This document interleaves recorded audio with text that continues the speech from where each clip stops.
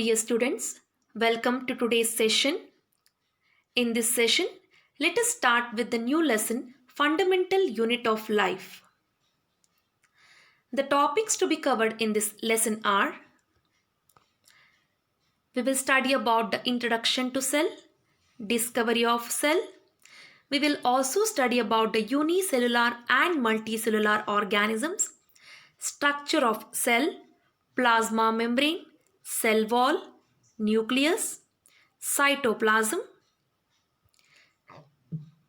cell organelles, and we will learn to differentiate between the plant cell and animal cell. Clear? Let us start with the first topic, introduction to cell.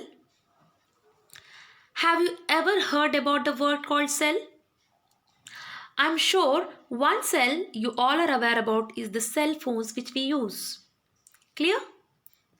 You all know about the cell phones. So there you will use the word called cell. Then what is meant by other cell? The other cell may be a room. We can compare this to a room, or we can also compare this to a block, or maybe the compartment. Correct. But when we talk about the living organisms, what is meant by cell?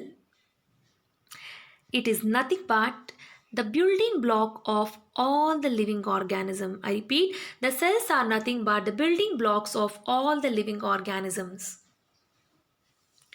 Now, what is meant by building blocks of living organisms? Let us understand this by knowing one of the example.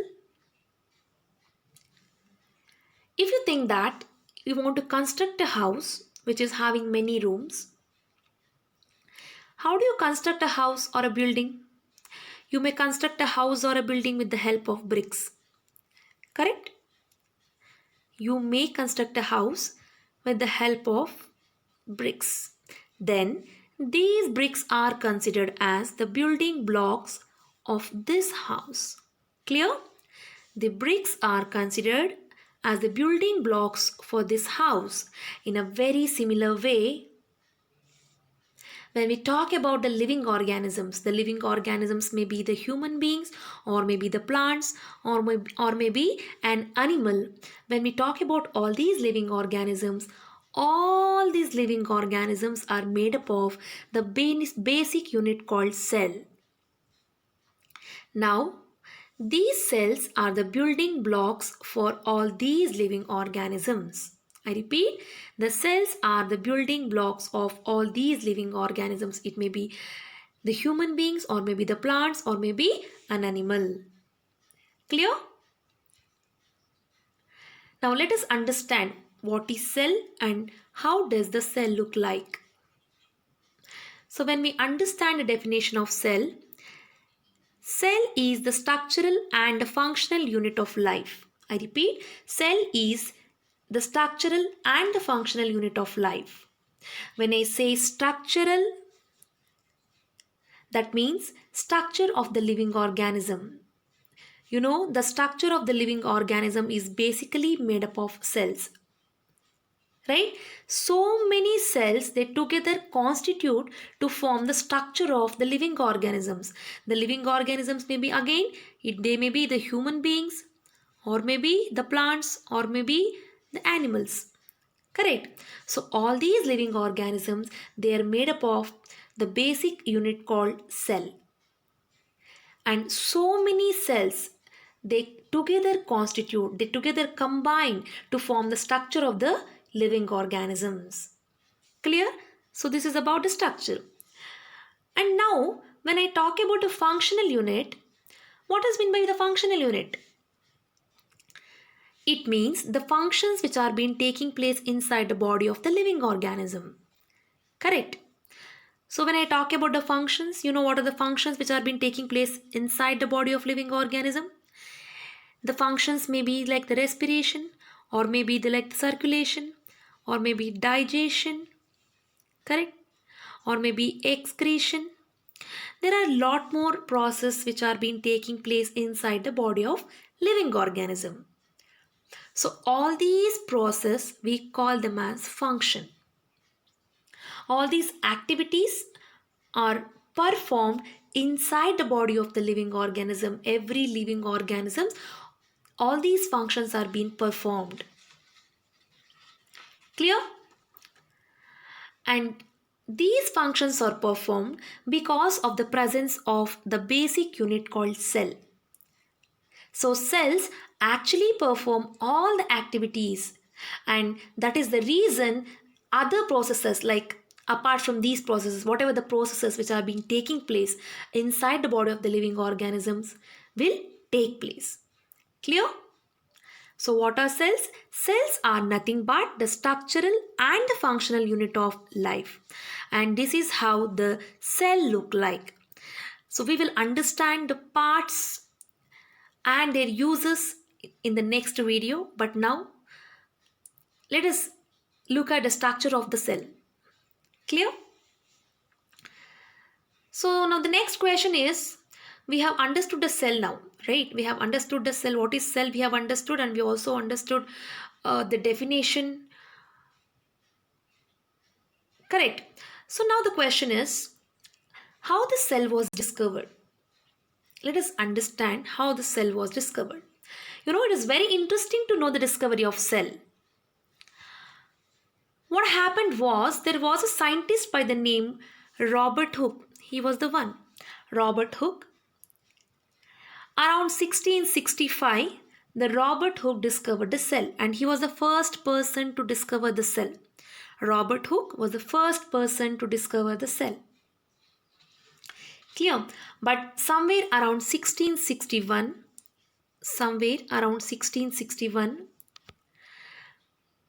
there was a person by the name King Charles. He was belonging to the England. The King Charles too, he belongs to England. He asked Sir Christopher, I repeat, King Charles too asked Sir Christopher to make the series of microscopical studies. That means Sir Christopher, he wanted to make the detailed note on the microscopical studies. What is meant by microscopical studies? That means by using the microscope, Sir Christopher, he wanted to observe the tiny object. Tiny means very small. They are very micro. Okay, so he wanted to observe the tiny objects, and he should prepare the detailed note on what he had observed with the help of that microscope. Clear? What happened around 1661? The person by the name King Charles II of England, he asked Sir Christopher to make the detailed study of the microscope. That is, he wanted to make the series of microscopical studies. By using the microscope, he wanted to do the observation of the tiny objects. And after observing, what the Christopher wanted to do, he wanted to note down the observations which he has made with the help of that microscope. But Sir Christopher, as he was very busy during that time, so he handed over this observation which was given by the King Charles. He handed over this observation to an upcoming scientist called Robert Hooke. I repeat, Sir Christopher handed over the observations to upcoming scientist Robert Hooke. And now the Robert Hooke, as he was very interested in doing the microscopical studies,